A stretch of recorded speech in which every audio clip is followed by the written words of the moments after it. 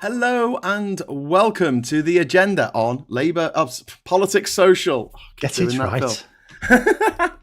And hello everybody out there in the internet land. Oh, it just disappeared. That's no good.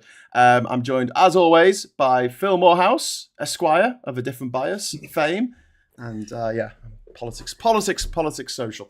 So welcome to the agenda where we kind of recap the week. Yeah, on Friday afternoons we have a look on what madness has been going on in the week in politics in the UK, and my word, this one's been a bit cray-cray. So we've got three things that I want to cover particularly. But you can choose which one you want to go first on, Phil. Either Boris Johnson's book with this weird cover of him with his hair lit up and his face in darkness, or we can talk about Question Time last night and Rishi Sunak's performance on it, or we can talk about this whole gambling thing with the Tory party, and is this going to be the end of the Tory party? I mean, it's one scandal on top of a load, but this is a scandal that's happening during a general election campaign, so it's suboptimal for them, particularly the way it started. We first of all find someone very close to Rishi Sunak, his principal private secretary, who's a very junior MP but still close to Sunak, puts a bet on the election being in July, and he puts that bet on a few days before Sunak calls the election. Utterly ridiculous to suggest he wouldn't have known about it, or at least have a good inkling. So it's clearly it's not a bet. It's like he knew it was happening, and he put £100 on it. You can't actually put much more than that on a political bet for obvious reasons, because it's political. Like, a decision like that is down to a person. So you could obviously have lots of inside knowledge and lots of people making bets.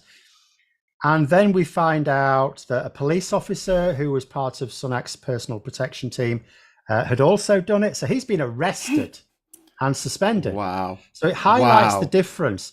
Like, yet again, I am still to discover a profession in this country that is not held to a higher standard than literally member of the government.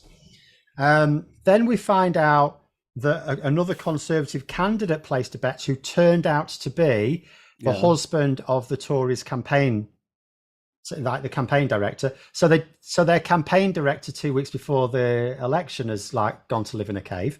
And now we know there are more. What happened is there was a joke, Phil, about someone said this was come as a bit of a shock because they didn't know there was a campaign director. Yeah.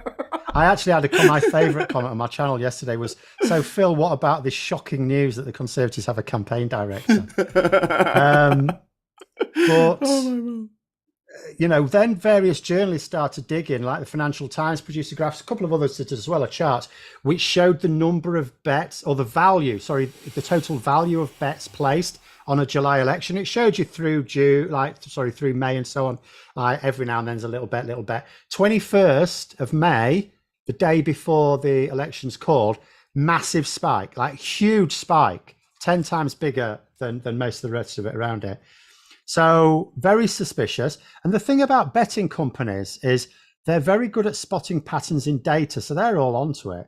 The Gambling Commission are investigating. And so we're expecting more. It's quite clear that a few people have been putting these bets on. So Rishi Sunak's been asked, about this, and he's saying nothing.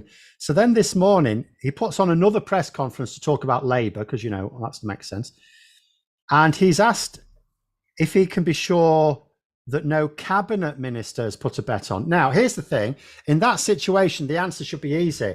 Yes, I'm completely confident that none of my cabinet colleagues have done this. Because here's the thing: if it turns out they have, you can just go, "Oh, I'm really shocked and surprised. I didn't think they would have done that." Because no one expects you to have your ministers under 24/7 surveillance. So it's I don't want to name any names, but you could easily imagine a cabinet minister putting a bet on without Rishi Sunak having any idea. So what's the harm in just saying, no, I've got complete confidence in my cabinet colleagues? So my supposition there is either Sunak's just so bad at politics he doesn't realise he can just say that, or he knows a cabinet colleague has, and that they are going to be named in the next week or so. Yeah. So it's Wow. all getting very spicy. Wow, it's very spicy indeed. One Angry Pagan, thank you very much for the super chat. First super chat of the show. That's really kind of you. The Badger cult is getting its revenge on Sunak. Can we just talk about this a minute? Because this is the new policy, isn't it? They're going to kill all the badgers? Well, it's not a new policy. It's existing policy. Like Labour in their manifesto said, look, we're going to be led by the science on this. We're not just going to go round mugging badgers. So Labour are going to effectively change the policy on this. To which Sunak has responded this week, going, no, we're just going to go carry on killing them all. Jesus Christ. So Rishi Sunak's big play this week has been, we're going to kill all the badgers and we're going to give young people a choice, slavery, or you're not allowed a driving licence or a bank account. How about that? Oh, my word. It's yeah, you can't have a bank account. They're going to take your driving licence off you as well. Yeah. Kill all the badgers, take the driving licence off young people. Why do you hate young people? I think that should be on it. If I was director of comms for Labour, I would have that on a massive billboard. Just Rishi Sunak and the question, why do you hate young people? That's it. That's all that needs to be said. He's making life already difficult life. And did you hear there were some people who were talking about national service and saying, oh, it'll be that generation giving back for furlough? It's like, they're the ones who suffered. Yeah, exactly. It's the young people, because he's talking about people who will be 18 next year. Yeah. So back then, they didn't get any furlough. What they did get was their education disrupted and their social lives disrupted. They were. This is the point that Labour have been making, Wes Streeting most vocally.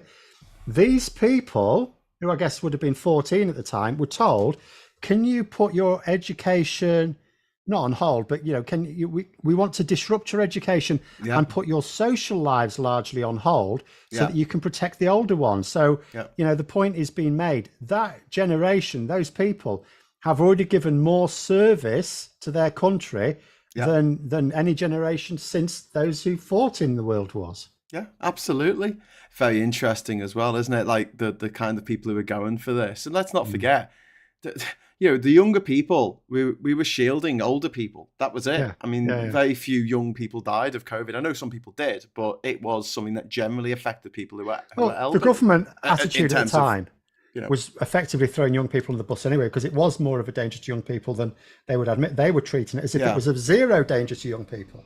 Yeah. But all the Tories have got now is basically, Labour are going to put VAT on private schools. And this is just not cutting through. Although, obviously, everyone in the media went to private schools, so they're going nuts about it. But I think a lot of people are just getting behind this policy and going, I think that's fair enough. Going back to COVID, don't forget, if you went to a private school, there's a good chance that your grades would be inflated for getting you into that good university, where if you went to a state school like my nephew did, your grades would be deflated as a result of the fact that the teachers didn't want to over-egg the pudding. But the private school teachers didn't care, because a lot of private schools aren't inspected by Ofsted and they don't have to follow the national curriculum and they can kind of do what they like. They did. And as a result, my nephew had to take a year out at the age of 18 because he couldn't get into... Oh, no, sorry. He thought he was going to have to take a year out. Him and his mate were going to go to Sheffield. And in the end, he got his grades amended so he could get into Sheffield, but his friend had to wait another year.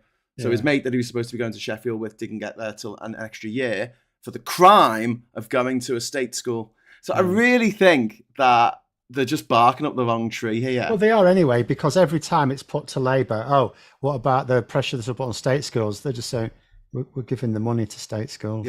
Yeah. Right, that's where the money's going. Plus 100,000 kids. There's 100,000 fewer kids every year going to state schools because the population's declining that quickly. And there's more. The latest figures are there's more going to private schools. So despite the fact that Labour have had this policy for some time and there's been a clear trajectory of Labour are going to win power, doesn't seem to have put anyone off. There was an article in The Guardian in 2001 talking about how the private school costs had gone up over, in a few schools, few top elite public schools, had gone over £20,000 a year. Now they're up to 50,000. Now that increase has been taken on by the parents who send their kids to these schools. But the idea that they can't put some VAT on it, and don't forget as well, this isn't a tax on the parents, this is a tax on the school. The school doesn't have to charge the VAT to the parents. Tax. You pay sales tax on things. Yeah. Well, you would if you were, buying a service, like, I don't know, getting your kids to get a good Actually, job. weirdly, I mean, one thing they should put, because when this all came up, something that surprised me is I know you have VAT on legal services, because I've needed legal services, and the bill always comes through, you go, bloody hell, and then you go, oh, I've got to put VAT on top of it as well. Yeah. But not financial services. Oh, that's interesting. I'm going to write that down. That should be, there should be some scope there. Okay, I want to talk about rent in a moment, but first, I want to say a big thank you to Rachel Harris. Rachel, you rock. Good friend of this channel and one of our presenters. In other times, the Gambling Commission may have swept this under the carpet following a nice drink at the Carlton Club. But now the Tories are waning, I think they'll actually do something. Fingers crossed. Well, it won't be the Gambling Commission that do it. It'll ultimately be the police, because when you're talking about people who were MPs at the time, they were in office so it's like misconduct in public office, isn't it? Yeah. Okay, and then moving on, Brad W, thank you very much for the super chat, mate. If Tories have also bet on throwing the election, that would explain their dire campaign so far. Yeah, Rishi Sunak's put like £500 million on losing this election. He'd have needed to, because you wouldn't have got very good odds on it. So yeah, he'd get his money back plus a penny. Orion does things. Thank you very much for the super chat. I'm one of that generation. Just finished my A-levels today. Oh, congratulations! Orion does things. I hope you did well. I can confidently say, on behalf of us all, F the Tories. Brilliant. Thank you very much, mate. And one Agri Pagan there, £5 super chat. I know I've spoken about a societal cultural paradigm shift ongoing, but I didn't see the potential death of Tories or Farage being laughed at.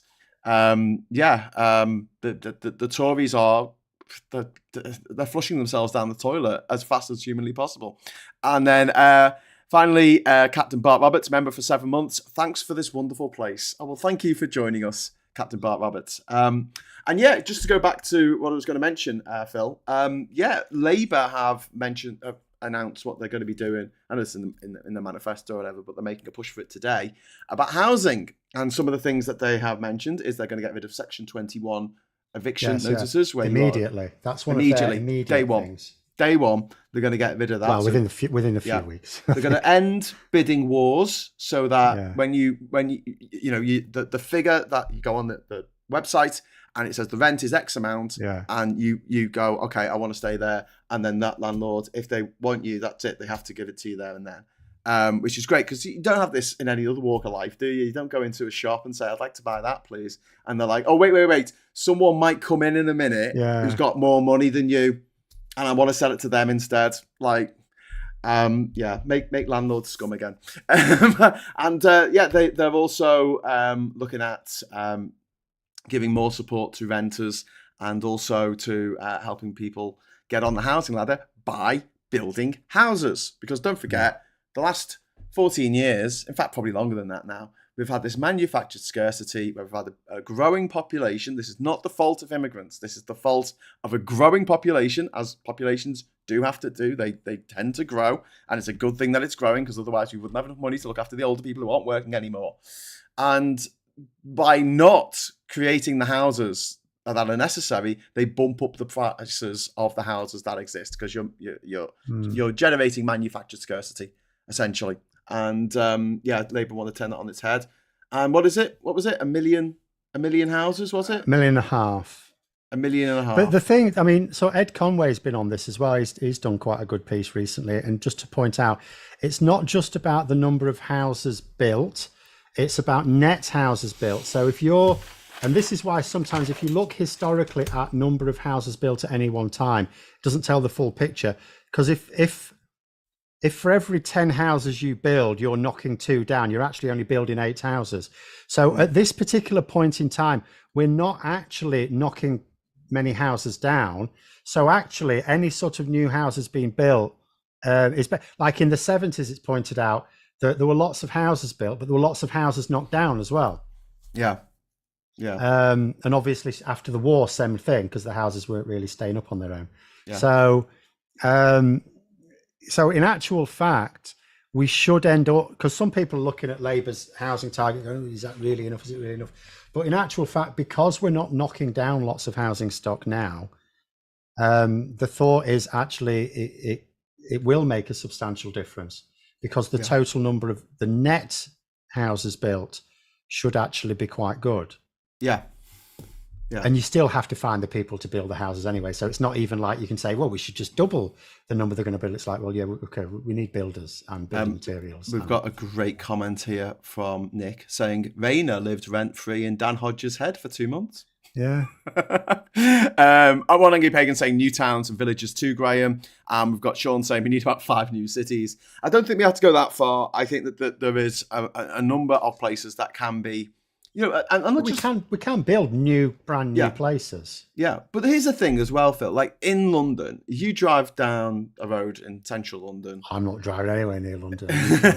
But you'll see that every single flat above every single shop on the high street is taken. There's someone living there. Whereas in Liverpool, for instance, you can drive down Kensington and a lot of the upper floors are not, they're obviously derelict. There's no one living there. They'll just use as storage for the shop below or whatever. So there is habitable space. It's just not being used. And then you've got areas that are regeneration areas. And unfortunately, because of the massive cuts to council budgets, we're talking like up to 50% of cuts from central government funding for councils. A lot of these regeneration projects, and also the fact we've left the EU, have just stalled. So if you go to Anfield in Liverpool, the football stadium, all around there, the terraced houses football stadium are just what? The football stadium. It's one of them. One of them, yeah. One of them. Yeah. What are you trying to say? You said the football stadium. As if it's the definitive one. Oh, no, I meant Anfield, because it's an area of Liverpool as well. Yeah. So I was just differentiating the area. I was just saying specifically the part of Anfield around the football stadium, also called Anfield. All the terrace houses are all boarded up because they were going to extend the stadium, and then I don't know, it fell through, didn't have the money or whatever. And you walk down the streets on the way to the match, and you see that the windows, when they board them up with metal, they put the metal plates in the windows, and they tried to paint them so they don't look so bad. But it's like people could live in these houses. It's really good Victorian housing stock, and the problem for them, I guess, developers and stuff, it costs more to get these houses into a position where people can live in them than to just knock them down and start again. Yeah. But these houses have lasted for over 100 years, whereas a lot of the regeneration houses, especially places like Toxteth in Liverpool, Moss Side in Manchester, they were so shitly built in the 60s and 70s. They're being knocked down now for new housing. Well, you still get some really weird things. I was on Twitter, like put this, I suppose this would be in London or some city. Is this like tower block of flats? And it looked all right, but there was like people putting signs in the window saying, "Don't buy here, it's too hot." And I had someone comment on it saying they're in France. It's like, why aren't we building these things with shutters on the outside of the windows like they have in France? Yeah. Just simple things like that. Well, even the Mediterranean courtyard design, where you walk in and you've got greenery and running water in the courtyard, and you've got the flats all around it, that creates a natural vortex of cool air running through that. You'll know this, you're a physicist. Yeah. Although I don't know how much you know about the weather, but and it's clever. I mean, we've known about this for literally millennia. Yeah, this kind of design to things that get too hot. But urban design is not fit for purpose.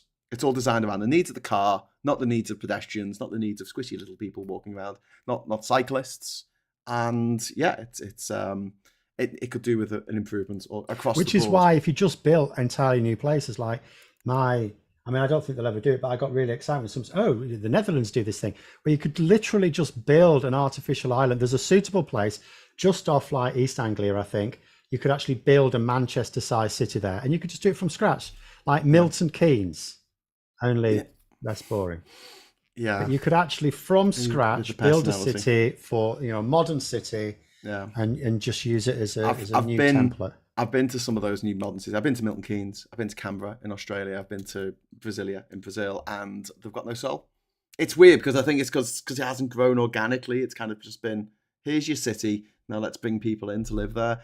And it's funny, like a lot of the politicians who work in Canberra in the parliament there don't actually live in Canberra because they don't like it very much. because it's so kind of Then move all soulless. the introverted people like me there. We'll love it. Fair We'll enough. love it. Not too close to Farage though. East Anglia sounds a bit too close to him. Somewhere Can't we else. just make him the Well, that's mayor what I of thought. Clacton and then I'm just sure cut we it can off do a bit of and like push it into the sea? geoengineering, drill around Clacton and Convy Island is the other one, and cast them off into the sea. See what Denmark thinks of them. Yeah, indeed. Plunker 1990, thank you very much. I just added your Man of the World book to my wish list, ready to buy at the end of the month. Thank you very much. And after the election, I'm really actually going to start work on Top of the World, the sequel, which is so late, it's ridiculous. But I was doing a thing where I thought, well, if George R.R. Martin writes the 6th part of the Song of Fire and Ice, then I will... Ice and Fire. Then I will absolutely write my book. But he hasn't done that, so it was a daft thing to pin it on. But yeah, after the election, might have a bit more time. I'm hoping to do 2 more live streams after today, Phil. I'm hoping I've got to get to Liverpool this afternoon, and I'm hoping to get set up and get ready because Farage is being interviewed by, is it Sam Coates today? I don't know. I've not. I know Sam Coates is the one who put to him when their manifesto came out, this is a deeply unserious manifesto, and Farage agreed with him. So it's like, he knows his manifesto is a load of rubbish. I don't understand. I've done my second video today on why the Conservatives are not attacking the hell out of Reform UK. They've got so many easy attack lines on Farage and Reform UK, and I don't know why they're not using them. Do you think it's because they want him to be leader once it's all over? He becomes an MP. No one with any brains would want him to become leader. He's very unpopular. There's been a lot of polling on this now that it's becoming, in theory, possible. He would split the Conservative vote. He doesn't unite any votes. He would split the Conservative votes. The idea of, I know people worry because the idea of a populist taking over an established party and, Biden is time and waiting until Labour become very unpopular and then sweep into power and all the rest of it. Yes, that is a fear. Nigel Farage is not the one to do it because he's a known quantity.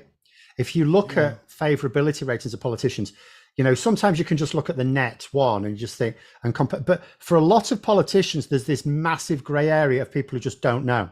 Yeah. So like you look at someone where they've got 10% favourable, 30% unfavourable, and you think that's -20, that's really bad. But it's like, yeah, but that most people have no view one way or the other. With Nigel Farage, that's not true. Yeah. There's like fewer than 10% of people who don't have a view. Most people have a view, and it's a very negative view of him. Yeah. So Farage for all the talk of Rishi Sunak's favourability ratings now going below that of Jeremy Corbyn and Boris Johnson at their worst, although he's a long way to go to get to Liz Truss. Nigel Farage is on round about that level. Yeah. And he's never been in charge of the country. Oh, he's not popular. It's Nick Robinson. It's going to be on BBC One, Panorama, 7:00. So yeah, more Farage. But if you watch it with me, I'll put that frog face over him, and we can all have a good laugh at him if I get back to Liverpool in time. Johnny Cophead, thank you very much for the super chat, mate. Milton Keynes, named after 2 economists. Yes, the joke Nobel Prize. And then we've got One Angry Pagan. We should also be taking a multilateral way of rebuilding new houses too, i.e. hemp bricks, 3D printed houses, rebuilding of old housing, etc. Number one answer. I agree to an extent, but the problem isn't the cost of materials of building these places, because that's quite low compared with how much money these buildings are going for. If you took all the bricks and mortar and the wood and the glass and everything from a house, it's not worth anywhere near how much that house is sold for. Like it's probably about 50 grand for the actual materials. Not talking about building work, just the materials. And then that same house would sell for £500,000 if it was in the right area, if it looked nice. There's a bunch of factors in that. And don't forget, a lot of the housing stock that we've got now, like we didn't build it. It was built by our ancestors in the 1930s or in the 1890s. This house I'm in at the moment in Durham is an 1890s house. Pre central heating, which is why I normally end up wearing a beanie right into May. Leaf Huntress just saying many Brits would be leery to move into them. I don't know what you're referring to there, but I'm thinking new towns. And then Brad W with some fast facts from Malaysia. In Malaysia, Farage means, or Farage means vagina, which means Farage is a fanny by name and nature. Thank you very much for the super chat there, Brad. Doesn't Raab mean turnip in Dutch? I don't know. It might mean something, isn't it? It's descended from Turks, isn't it? It might mean something even worse in Turkish. But the name Tory It's comes Hungarian. from It's an old... Hungarian his family's from, isn't it? Originally? Yeah. But the Tories come, the name comes from an old Gaelic, term Irish from Gaelic, Gaelic, Irish Gaelic, basically meaning bandit. thief. Yeah, a bandit. And they proudly used the term. They were literally called the Tory party officially before the Corn Laws knackered them. Yeah. And then, they came back as the Conservative Party, but they still continue on as being referred to as the Tories. It's one of those little quirks, isn't it? I think as well, it wasn't until 1906 when Arthur Balfour was knocked off his perch. He's the last prime minister to actually lose his seat in an election. I think that the term prime minister wasn't really used except as a term of offence. It was like a sneering, because it should be First Lord of the Treasury. Yeah. That's what it says on the door, on the letterbox of number 10. But like prime minister was like, oh, you're the king's favourite. You're the queen's favourite. Teacher's pet. That's effectively what it meant. There you go. We could call Farage, but he lacks the warmth and depth, says 31 Blaze. And Don is talking about brick-built houses are designed to have a 60-year lifespan.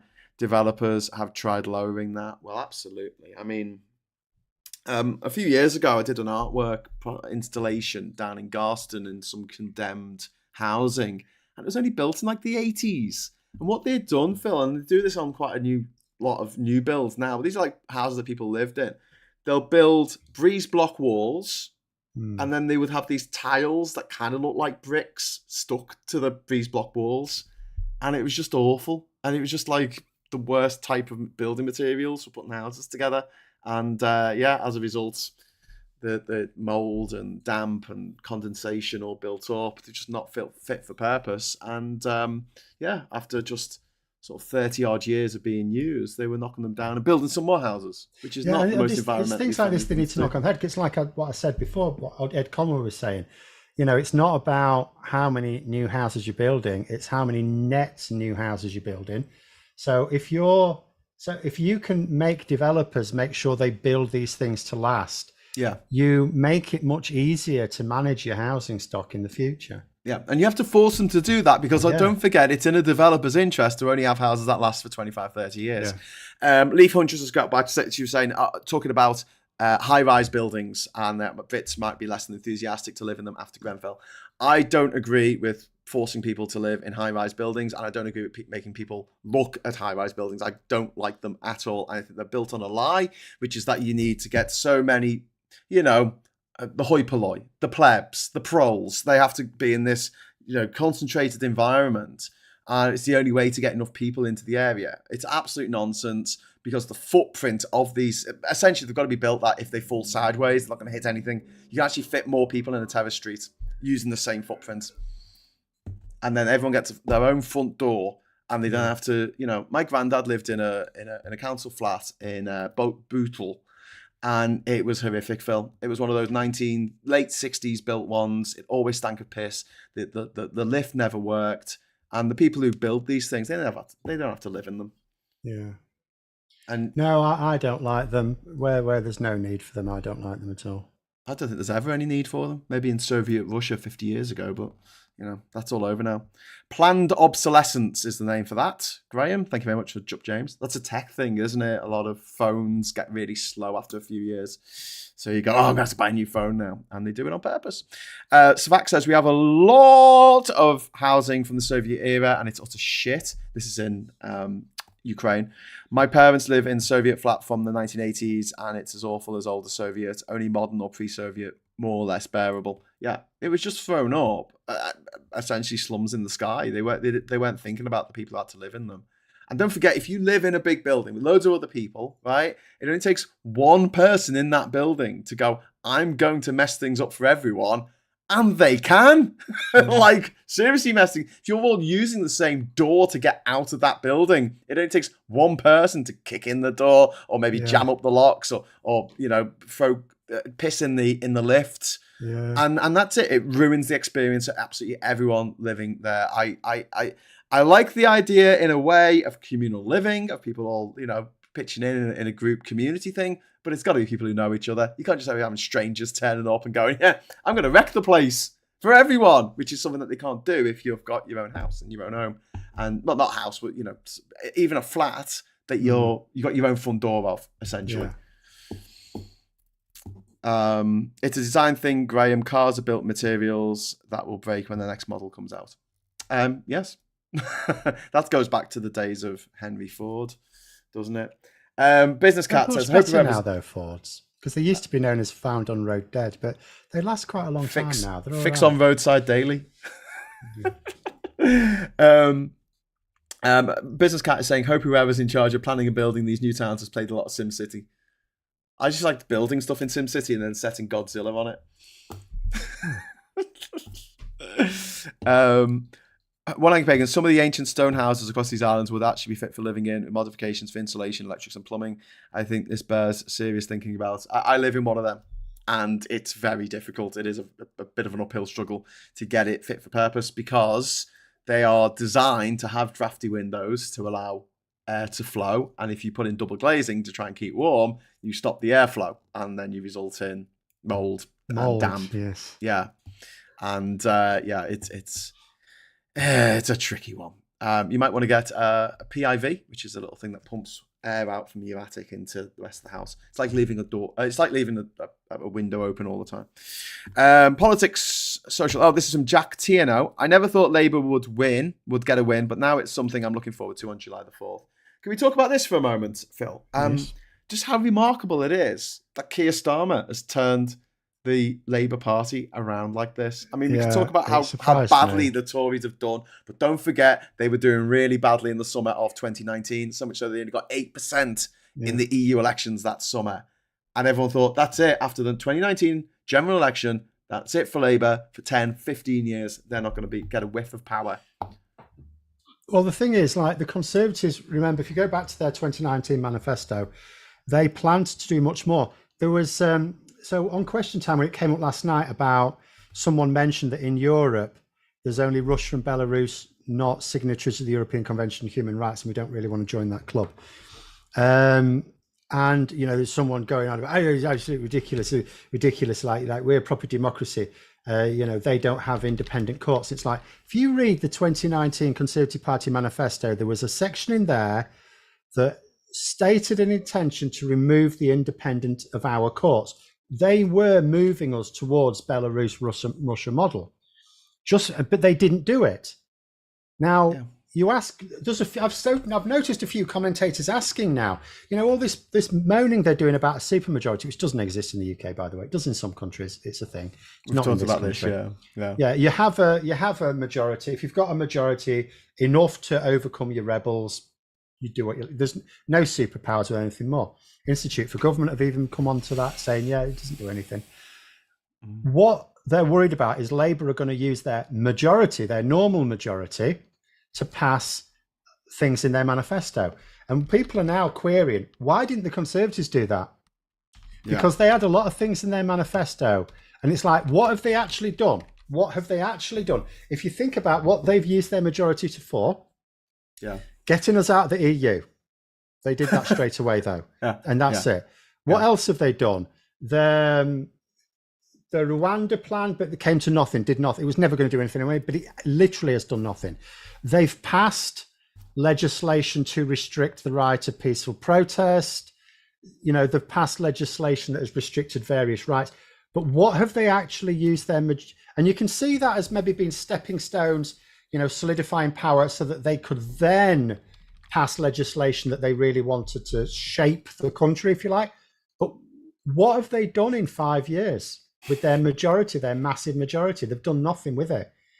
And it's because Labour put them under pressure relatively quickly. I mean, the Labour had established a lead by the end of 2020. Now, it went again because of the vaccine bounce. But then when that faded, it came back again. So it is actually, the Conservatives arguably have been unable to do anything with their majority because they've spent almost the entirety of this parliament looking over their shoulder at Labour coming at them. Yeah. So everything they've been doing has been a performative attempt to try and block off Labour, which thankfully means we've still got an independent judiciary, which we otherwise may not have had.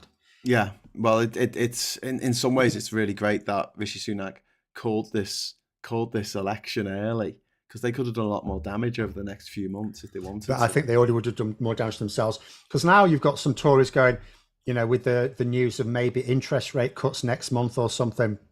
Oh, Labour are going to benefit from that now. Oh, bloody hell. Why couldn't we have waited till autumn? We could have had a couple of interest rate cuts in the lower inflation. That would be marvellous. And it's like, yeah, you'd have also had the Rwanda plan going nowhere, and you'd have had the energy bills going up in October. I don't think a little cut in interest rates was going to somehow wash away the Rwanda plan doesn't actually work, and our energy bills are about to go up again. Yeah. So I actually think, when someone asks me at the start of the election, do I think, because I've been talking about maybe the Lib Dems finishing second for a bit, do you think this is on? And I actually said, not as confident as if I thought it was going to be October, because if I thought an autumn election, I'd have thought the Lib Dems would have had a real crack at it.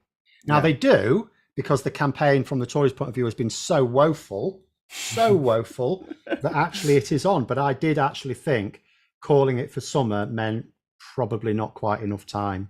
Yeah. Well, I mean, I just wanted to mention, I think that Starmer, for as much criticism as he gets, the fact that he has detoxified the Labour Party to the point where he can now ride, into number 10 on a wave of discontent with the Tories, but also a lack of fear from Tory voters over what a Labour election will be. And I think a lot of people, some of my colleagues on the left, don't get the fact that you don't just have to appeal to your base. That's easy. Yeah. It's easy for me to sit here and go, we should be standing up against Putin. We should be doing this. We should be doing that. But you've got to get people from the other side, not necessarily on your side, but not scared that you're going to mess everything up for them. And that's where he's been really good.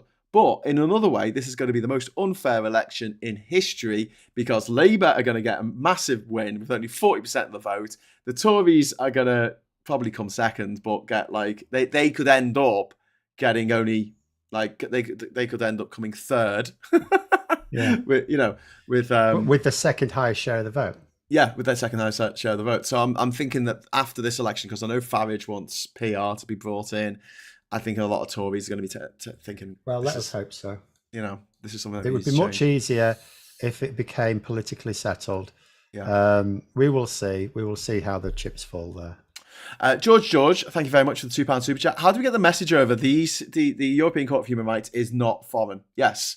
Just ask them on what basis it is, and they'll tell you. Oh, because it's in another country. Yes. Right. Boris Johnson in a couple of days in another country. Is he foreign? Yeah. Is he foreign when he's on holiday? Most of our and the vast majority of our newspapers, their owners live abroad. For tax purposes, they're based abroad. Are they foreign? They actually are foreign. But, can we say that? Is the Daily Mail foreign? Is the Sun foreign? Is the Telegraph, the Times, the Mirror? Yeah. Are these all foreign? They are, because their owners live outside the country mostly. Yeah. And I say that because I'm not sure about Rothermere. Does he live in Monaco, or does he actually do live in the UK sometimes, or does he hop between them?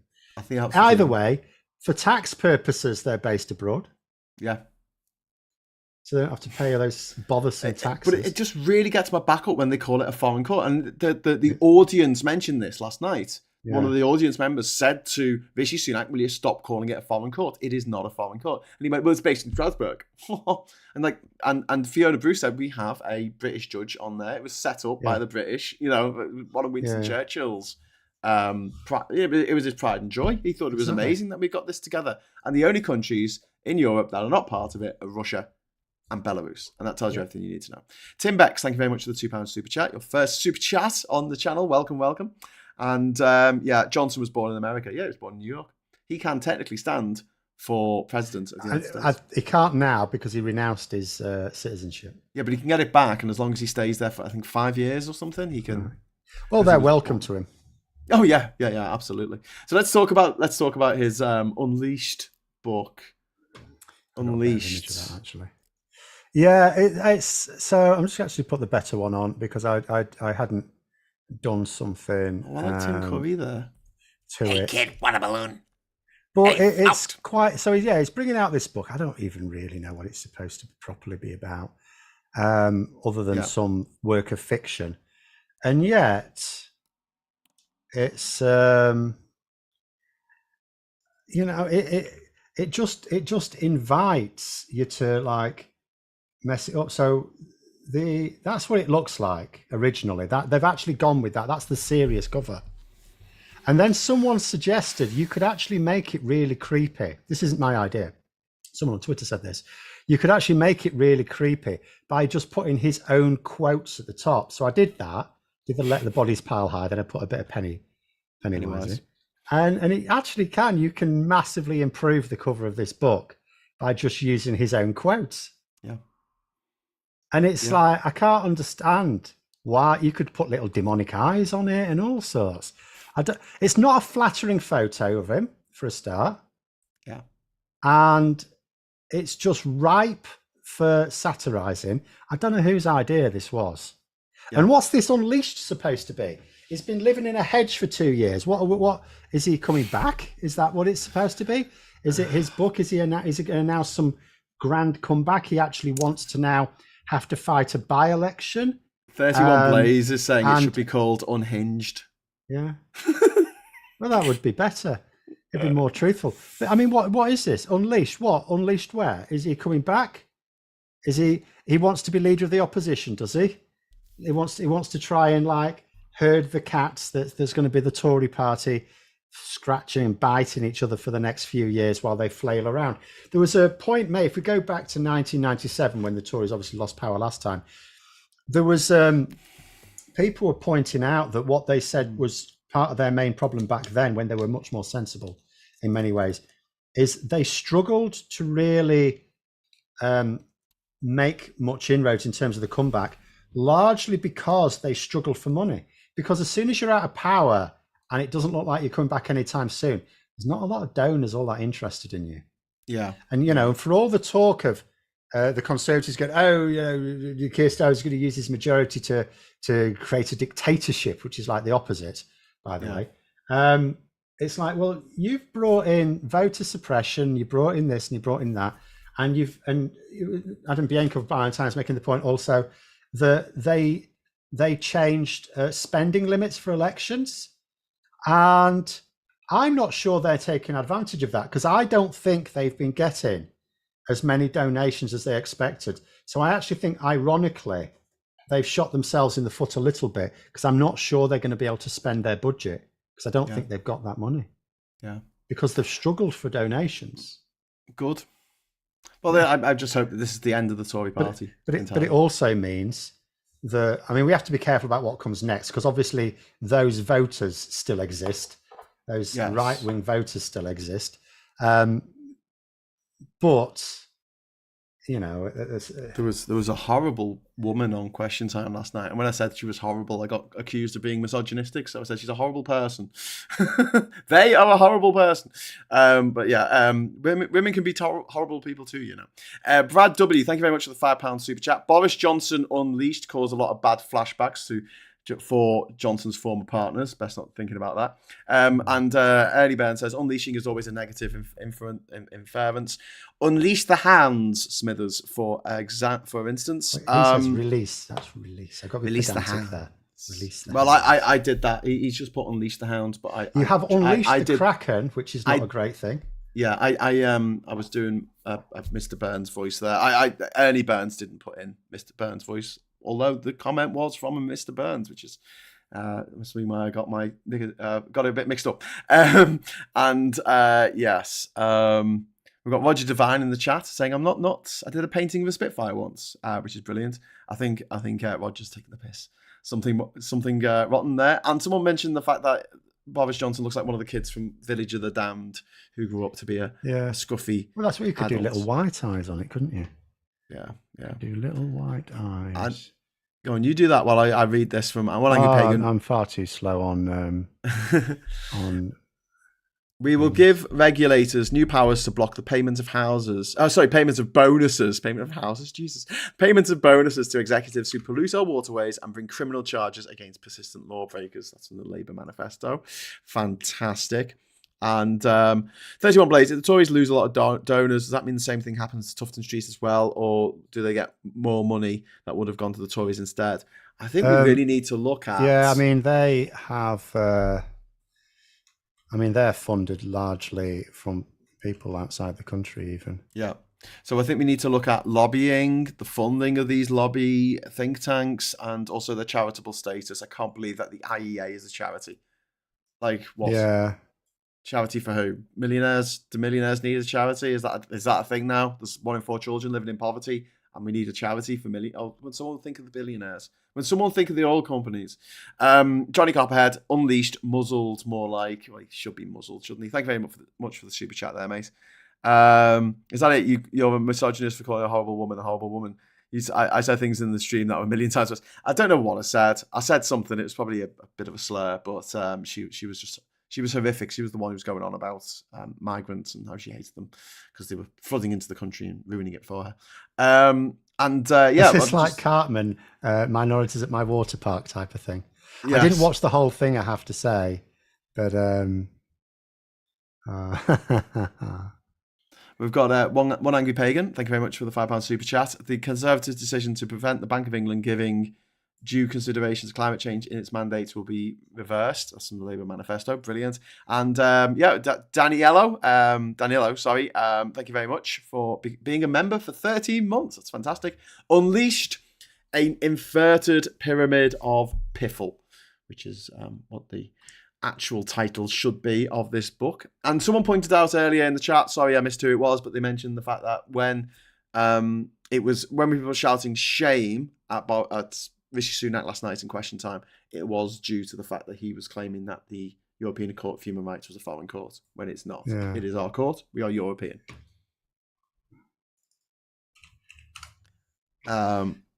Business Cat says that book cover is wholly unrepresentative. He has his shirt tucked in. I think I might have nearly finished. I'm not quick enough with Photoshop. Let's have a look. Right, while Phil is photoshopping, I'll read some more comments. Ooh, Big Marvinsky, thank you very much there, mate. I have milestone. Well done, mate. I'll give you a super chat animation.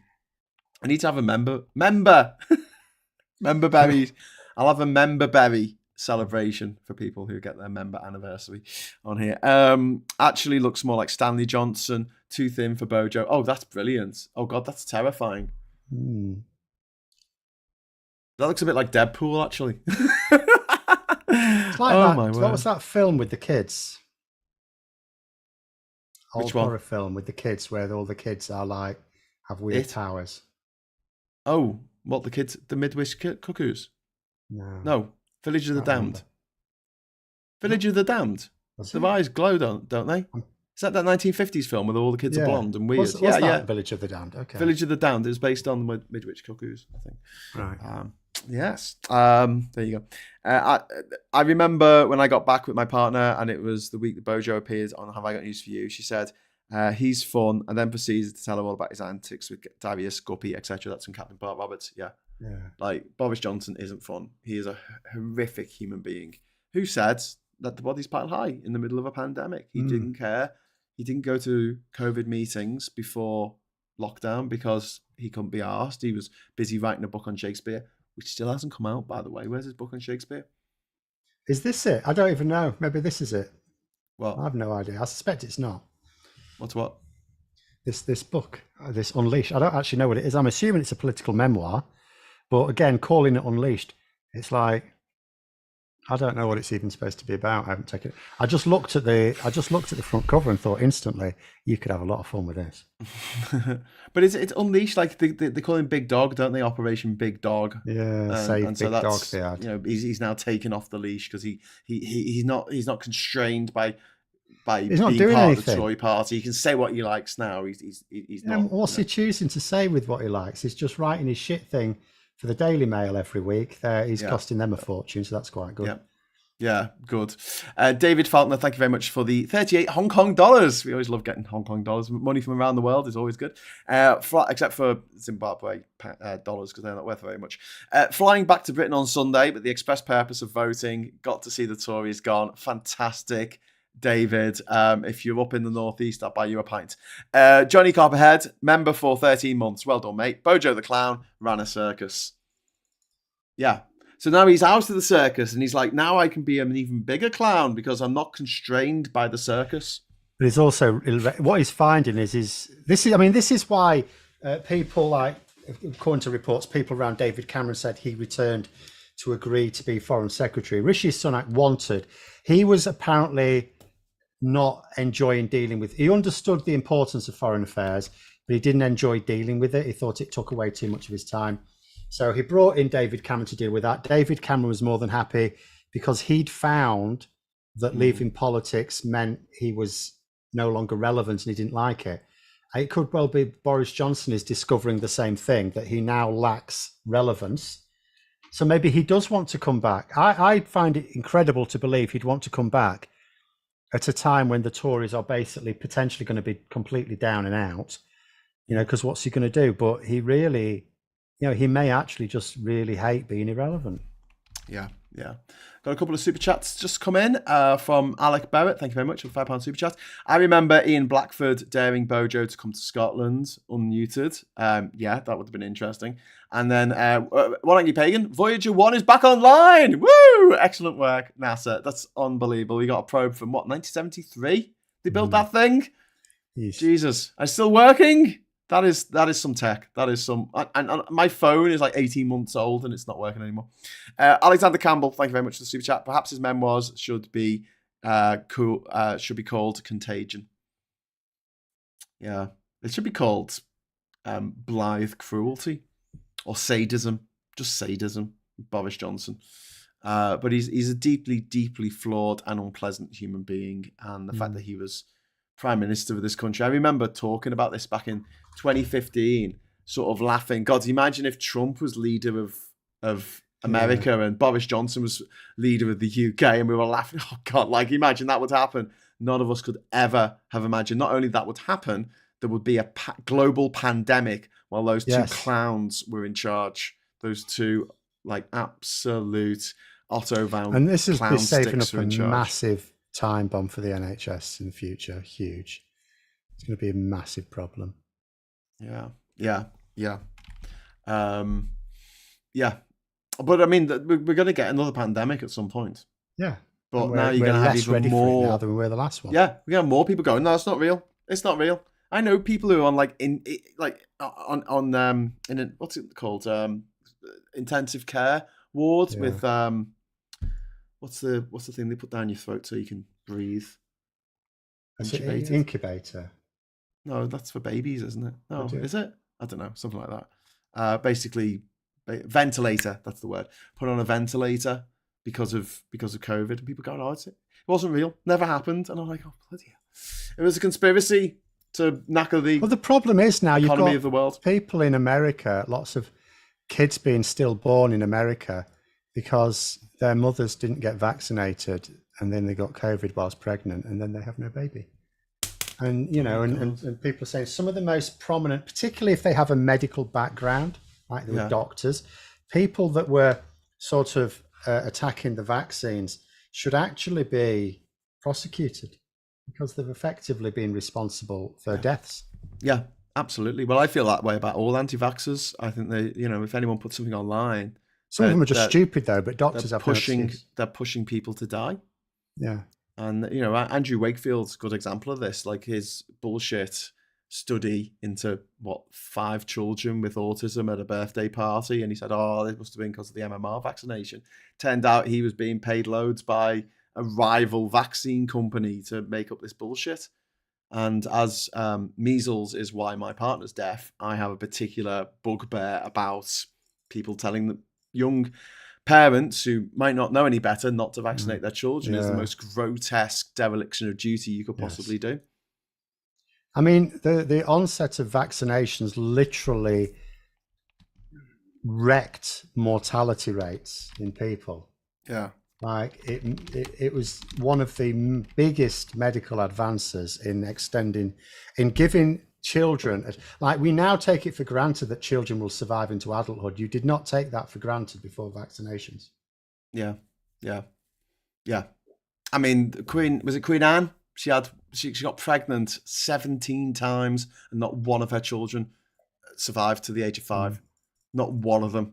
She had loads of miscarriages. She had loads of stillbirths. She had, and the babies that were born. And she was the richest woman in the country at the time. She had the best medical, the best medicine that money could buy. The finest leeches you could get. The finest leeches you could get. Finest mercury for the 1700s. And and this is one of the things about homeopathy. Homeopathy seemed to work back in the Victorian era because basically the medicine sometimes that was given out was actually worse than just having the disease in the first place because people didn't know what they were doing. They were just kind of making it up as they went along. And that's why you had things like malaria. It was called malaria because they thought it was bad air. They thought it was a thing called miasma. I think that caused things like cholera. It was just like literally bad smell made cholera happen. They didn't understand that you could have a water. But they understood better now because at least they used to wear masks. Yes. Even in the plague. Is it an infringement upon my rights if I put a mask on? No, it bloody isn't. I'm wearing a mask. I don't want to drop dead. Yeah. But I mean, I look back on sort of the things that a lot of the people who, like Julia Hartless-Brewer and Loser Fox and all those usual suspects, it was always like the rich people for whom the rules don't apply. Suddenly, the rules applied to them. They couldn't just park anywhere they wanted and pay the 50 quid fine because that's nothing to them. They couldn't just speed through cameras and then tell the judge that they can't have 12 points on their license because they need their car for their job and have an expensive lawyer to push that idea and get away with it. Get away with everything. We have such regressive rules in this country, especially with fixed penalty notices. 50 quid to Rishi Sunak is nothing. For his fixed penalty notices. Speaking of Rishi Sunak, someone is alleging here, obviously I have no proof, but someone is alleging here a board outside a pub. We have the chalkboards with sometimes funny messages on it. Yeah. And this is apparently North Allerton High Street. And it says, our espresso is richer than an MP with a Ladbrokes account. Love it. Well, I'm actually going to North Allerton on Thursday. Anyone watching this who lives nearby, if you want to join me and Ben Chambers, we will be going out and delivering leaflets on every day. I've got a leaflet. Where did they put me leaflets? Oh, I don't want to show you. But essentially, it's Sunak's constituency, and we're going to try and get as many people as possible not to vote for him because we want him to lose his seat in this election because that's a fitting punishment for his crimes against humanity. Well, actually, no, it's not a fitting punishment. It's the least we can do. Alec Barrett, thank you very much. £2 super chat. Queen Anne's oldest child died at 10, liver failure. So he got to the grand old age of 10 years old. Terrifying. No, don't forget, back in those days, every birth, there was a 50-50 chance in every single birth that either the baby would die or the mother would die. Yeah. That's how far we've got with medical science now. Like if a mother or a child dies in childbirth, it is extraordinary. Like it's front page of the newspapers, kind of extraordinary. That's how things have changed over the years. One Angry Pagan, thank you very much for the super chat. I read the science journals documenting the SARS-CoV-2 pandemic and was so constantly having to correct or educate the idiot or idiotic. Yeah. I guess random events like a pandemic just scare the shit out of some people, and they just can't handle it. They'd rather it was all a big conspiracy. We've got access to experts; they're just not listening to those experts. But it's about control, isn't it? Michael Goves, we're sick of experts. It's about control. They want control. Anyway, so yeah, we'll draw this to a close in a moment. But before we go, I just want to talk about So if you want to join us leafleting in Northallerton, we'd love to have some more bods on the ground. Get in touch with me via the Discord server, or go to grahamdavidhughes.com and sign up. And write to me in the comment box at the bottom of the page. Also, I want to take this opportunity to promote endthetories.com, which has been set up by me and my mate Paul Somerville, in which we're setting up a bot farm, which is going to amplify left-wing messaging to people who need to see some left-wing messaging, because apparently that's not against the law. It should be, but it's not. So in an effort to counter the lies from the right-wing bots and push the new Labour government into banning bots interfering in our elections, tightening up the rules with the Electoral Commission, we are setting up our own bot farm. So if you want to help out with that, head over to endthetories.com, and we will furnish you with love and attention. And also, if you want to take part in it and you want to help out, you've got a few tech skills of your own, get in touch via the Discord server or by my website, grahamdavidhughes.com. Just send me a message and we'll get you on board with the team. And then finally, God, are you bored yet, Phil? Yeah. I'm just looking at some comments. Housekeeping. And finally, we are having a party on July the 4th in London. I'm going to be there. Super Tanty's going to be there. Marina Perkis, Femi's going to be there. Gemma Forte, Danny Effing Price, and others. It's going to be absolutely awesome. We're going to watch the election unfold in a bar in London, a club actually in London that we're taking over for the night. Going to have a nice big screen for all the results coming through. The bar's going to be open until 3 a.m. and we've got 2 bars and a DJ. And please come along to that. I'm going to be streaming. We've got a green room next to it, so I'm going to be streaming from the green room and reporting back from the party as it goes on through the night. But if you are a patron of mine or this channel, or you are a YouTube member, the links are available if you go into the chat function on Patreon, or if you go into the messages function thing on here on YouTube, you should be able to find a link. It's £15 per person. I'm sorry that's expensive, I know, but it's London and we've got to cover the cost of the venue, and this will just about cover the cost of the venue. So there you go. So please do that. Right, I'm going to close the end of the Tories thing now. Okay, any announcements for you, Phil? Got anything to announce? I don't think so. Okay, all right, mate. Well, we'll leave it there, I think. And are you about tonight, or are you off? I don't know. I still, in the evenings, I've been tending to be chilling out still. Yeah, that's 100%. Understandable. Yeah, because Phil's not been well this week, so it's good to see you back. Yeah, the steroids haven't turned me into something else yet. Oh, good. Okay. Nor have I developed superpower, so I don't know. It's swings and roundabouts. Laser vision. You get the gift of flight. Tim Bex. No, I've not actually tried. I don't fancy trying either. Tim Bex, thank you very much for the super chat. Looking forward to reforms of the welfare system. I'm on basic universal credit now because I'm not mentally ill enough. 8 years now. Yeah, Tim Bex, I'm hoping there's going to be a wholesale reform of absolutely everything. And in order to do this, Labour need to win. And they don't need to win massively, but the point about the Tories in this particular election, I think they need to be punished for what they've done. So it's not enough. So do most people. Polling is showing even 20% of their own voters don't want them to be leading the opposition even, and most of their voters think it's going to do them good.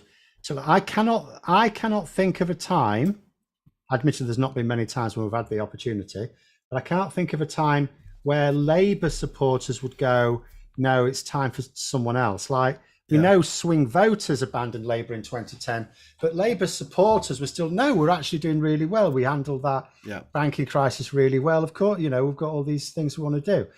The fact that you've actually got Tory supporters going, yeah, do you know what? We need to give Labour a crack here, and it's because they've done nothing. Yeah. They've done nothing. Well, they've broken stuff and not maintained it. There's been no maintenance, has there? No. Well, that's the thing. They're storing up massive problems for Labour. So they're going to now get those problems. I mean, if we just quickly run through a few. Okay. The prison problem is still there, like with the full prisons. That's kicking off again in the next. So first thing Labour are going to have to do, the Justice Department's going to have to do, is deal with that. The school buildings that were falling down, hospitals are falling down. No plan was even put in place to deal with that. They were just left. So Labour are going to have to deal with all that. So it's not even just about the big obvious stuff like our trading arrangements or our complete lack of obvious infrastructure. The infrastructure we had that has collapsed, the Tories haven't even started to put a plan together to put it back together. They've just gone, we're losing anyway, leave it to Labour. Yeah. And they've done it deliberately. Yeah. They've done it deliberately to make it as difficult as possible for Labour to show any improvements. Yeah. But they're not going to win. They're not going to win. They're not going to win. Just to respond to Darian DeStar there, asking if you can buy a couple of extra tickets, can you give them to deserving folks here? Yeah, absolutely, Darian. And if you get in touch with me, I mean, if you want to give me the money for the tickets, I'll get a couple of tickets, and then whoever wants them can grab them. But yeah, also the venue is in Vauxhall. It's very close to Vauxhall train station. It's easy to get there on public transport. So that'd be an interesting one on the old electoral reform stakes, because Vauxhall was the constituency, correct me if I'm wrong, of Kate Hoey, wasn't it? Kate Hoey, yes, it was. And it is now of Flo Eshaloma, who is Labour's shadow minister for democracy. So she will, and she's pro-PR. Oh, so, well, that'd be good. That'd be interesting. So she will be on the front line, so to speak. Yeah. I mean, there's a lot of things in her brief. Her brief is not electoral reform, but nonetheless, it lends itself towards her brief. If she remains in that position, that is. Yeah. Obviously, there's going to be a hell of a lot of new Labour MPs. There might be a bit of a reorganisation. We will have to see. Yeah. Okay. Darian's just asking how to get in touch with me. I don't want to put my email on here because I might get spammed by people, but I've just given you my website, which is grahamdavidhughes.com. So just go to that. There's a form at the bottom that goes to me. So get in touch and let us know what you want to do. Okay, right, Phil, we're going to end it there. Hopefully I'll see you at 9:00 tonight. Maybe not if you want to have a quiet one. That's absolutely fine with me. But if you do want to join us, you people watching this, you are very welcome to do so. But in the meantime, thank you very much for the chat. Thanks to all the super chats. Thank you for all our Badger fans out there. Badger. And thanks for the super chats. And give us a like on the way out. And until next time, I'll say hello, good evening, welcome, and goodbye.